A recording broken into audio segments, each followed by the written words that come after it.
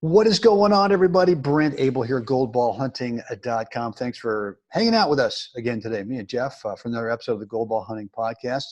That young buckaroo over there, the great Jeff Jacklich.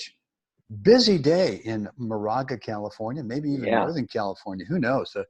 The traveling, let's see, have teaching ball basket will travel.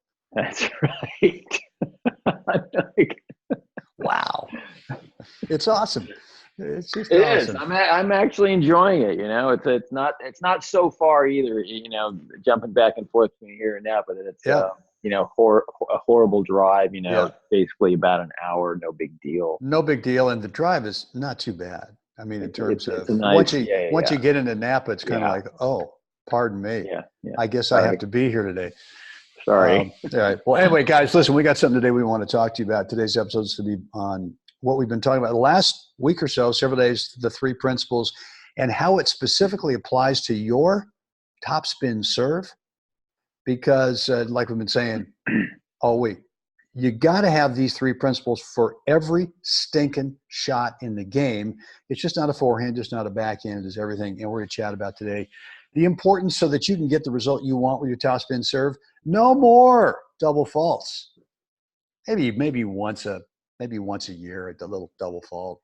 Yeah. But that's only because they gave you a lousy call on that line back there. Sun was in your eyes.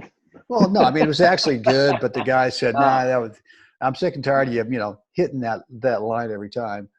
Or just throwing in a second serve so you don't double fault. It just sits up and gives that returner advantage. So, guys, hang in there with us to the end of this episode because we got something pretty cool for you today.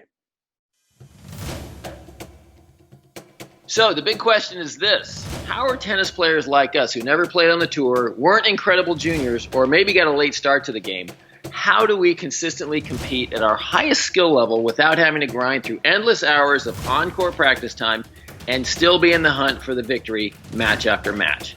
That is the question, and Gold Ball Hunting gives you the answers by helping you eliminate your skill level range so that you build a strong foundation of confidence.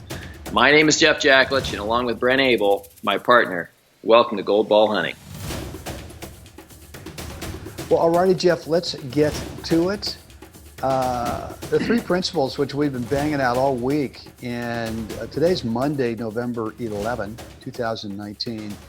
We've been making an offer for the last couple of days, 3 days, I think, and today's the last day. This offer for a whopping $27 ends tonight at 11 p.m. Pacific. Included in the offer it's actually two training videos. Number one, Jeff and I really dive deep into talking about what are the three principles that we both learned.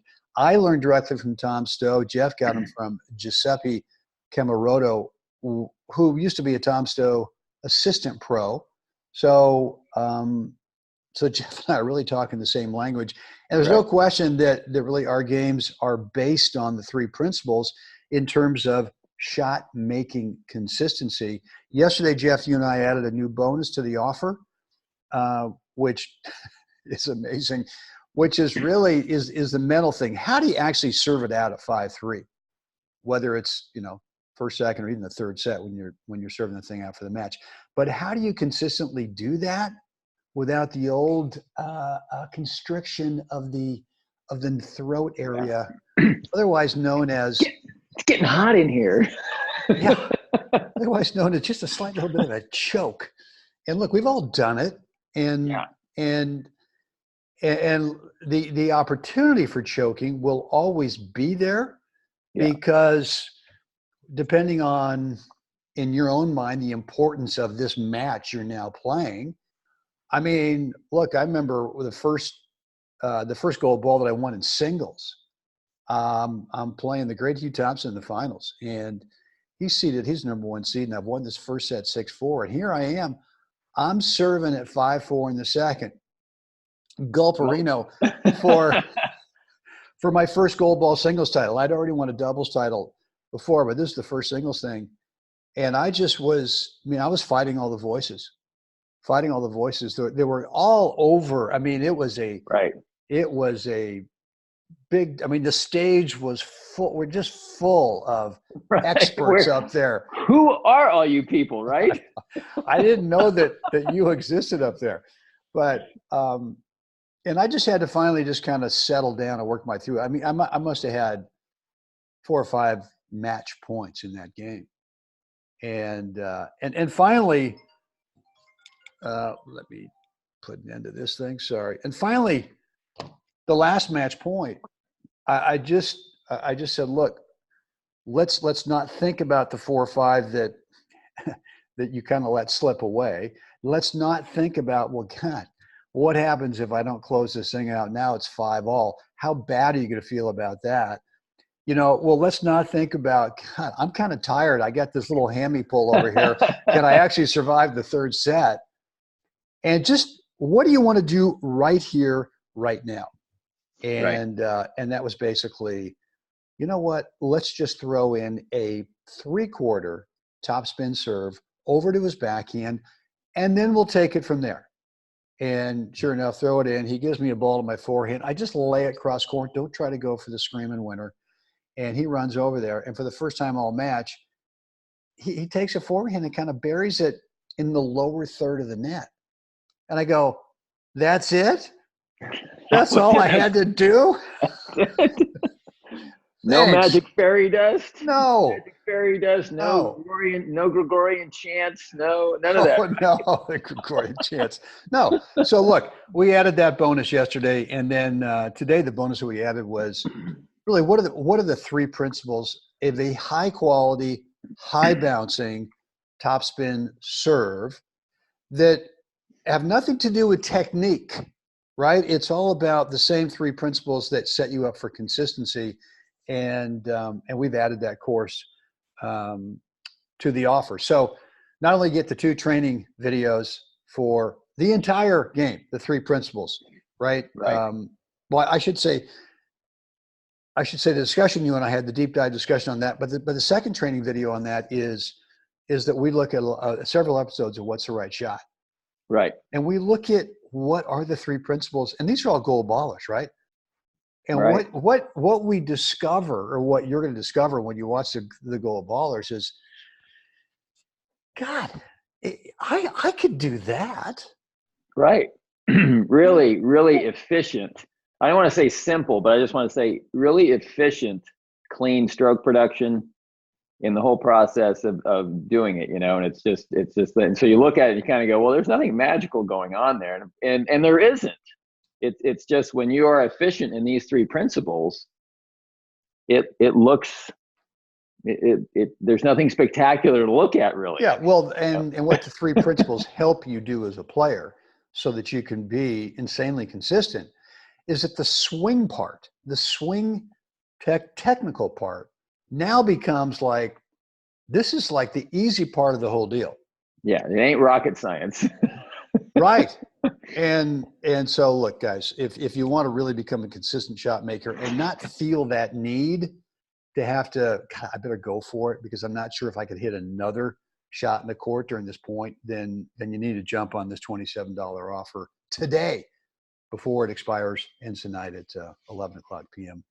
Pacific. So Jeff, what I got from Tom Stowe with the serve, it was amazing. Now that I look back on it, he really didn't do much technical work on my serve. And the more I've looked at, my students over the course of my teaching career, most players, if you set them up right into the right hitting posture, the right hitting position, which basically comes from the finish of the serve tossing motion.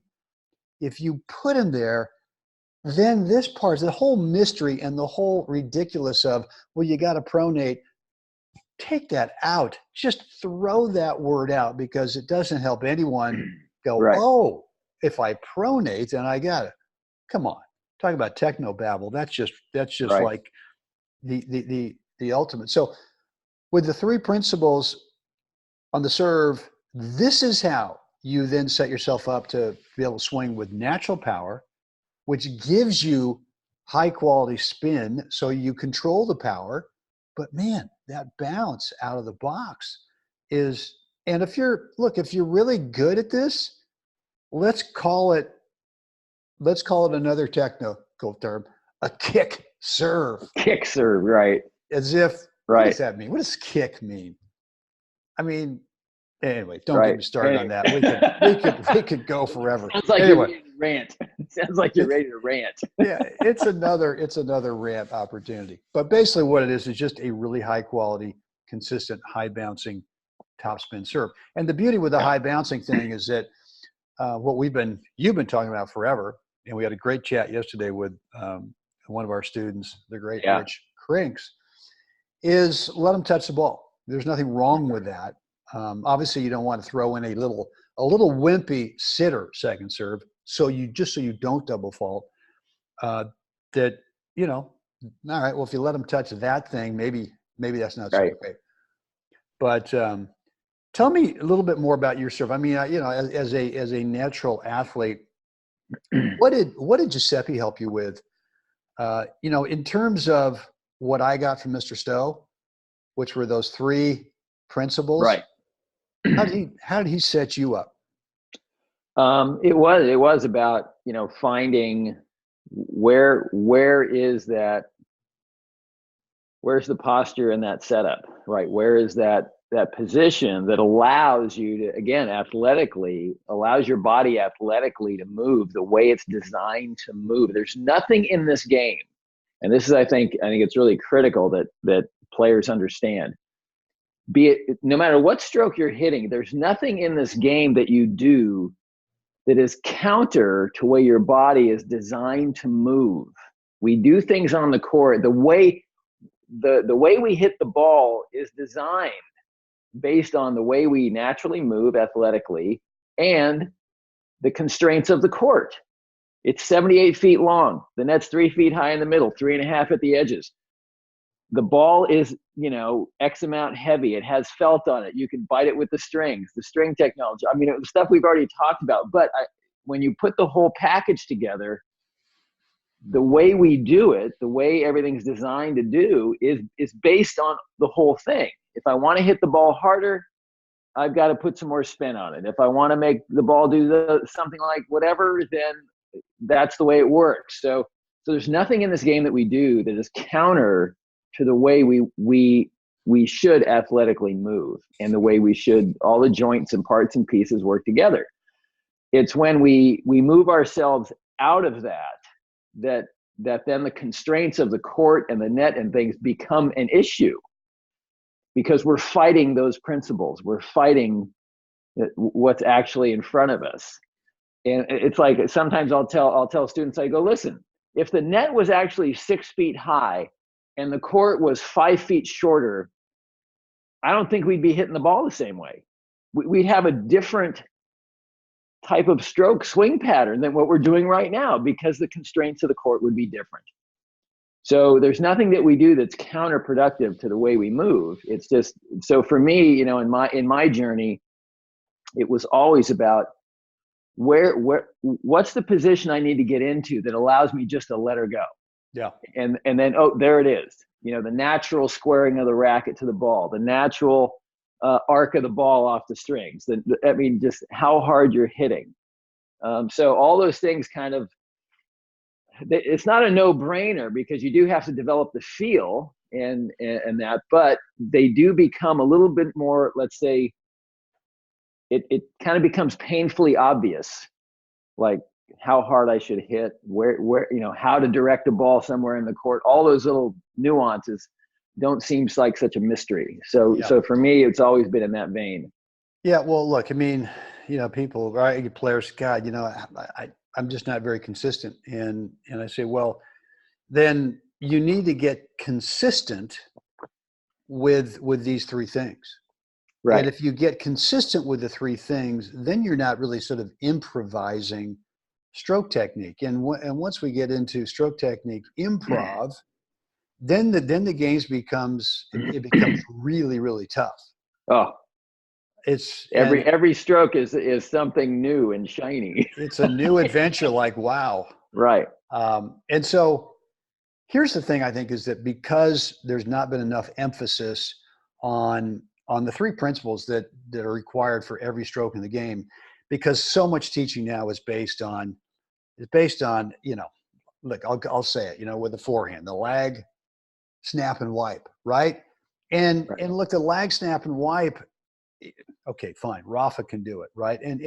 But there's no emphasis on, well, to do that, you've got to be able to have the three principles. Right. And so what happens is once someone learns the three principles, they're still kind of fighting the ball because they've been inconsistent with, they've been inconsistent with being consistent with the three principles. And so it takes a while. It takes a while for them to realize, oh my God, I don't have to do much here. I'm so set up to be able to go ahead and, as you said, just mentioned, some swing freedom. Just let it go. Just let it go. The body wants to let it go. The body doesn't want to have tension. The body doesn't want to fight the ball. Right. So guys, we'll make this short and sweet today because we want to get this package to you. First of all, it just started off as two videos in the three trainings. Last 2 days, we've now added 2 bonus courses to it. So it's actually 4 courses for 27 buckaroos. And $27, how come so dirt cheap? Well, this is so important for your game that we don't want price to be a barrier. I mean, the importance is maybe this course ought to be selling at $297 or something, because if you actually apply these principles and you work on them and you make them consistent in your game, oh man. So look, I don't want any player out there going, I don't know, man. I don't know if I can afford it. $27, anyone can afford it. So guys, jump on this offer tonight. The link is right down below wherever you are, whether it's Facebook, whether it's YouTube. If you're on iTunes or Stitcher, in the show notes, there is a link that will take you to the order page for this course with 3 principles course. Yep.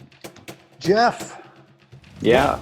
Oh, and a reminder, it does end tonight, Monday the 11th at 11 p.m. Pacific. So the keys to the kingdom will be gone at 11 p.m. tonight. Here they are. And literally, these are the keys to the kingdom. No question. Jeff, what do we want to find folks to do right now? Like us, share us, please subscribe. Let us know what you think down below. iTunes and Stitcher, rate and review. Goldballhunting.com. Really, just freely give it. Pass it around. All right, guys. Get out there today. Help someone else have a great day, Jeff. We'll do this again tomorrow. Can't wait.